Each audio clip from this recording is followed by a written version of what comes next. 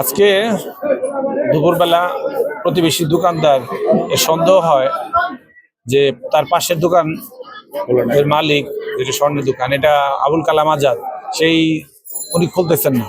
সন্দেহ হতে তিনি 999 কল দেন।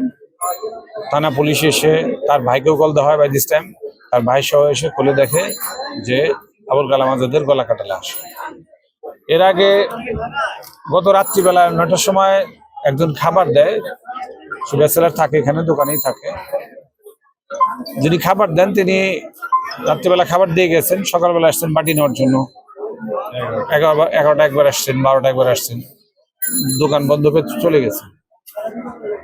এখন এই দোকানের মালিক এভাবে কেন খুন হবে, এটি অবশ্যই গভীরভাবে ভাবিয়ে তোলার বিষয়।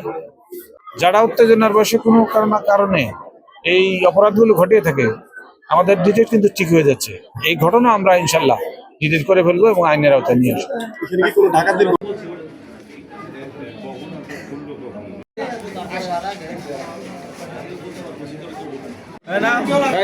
কেউ ভিতরে আসবেন না।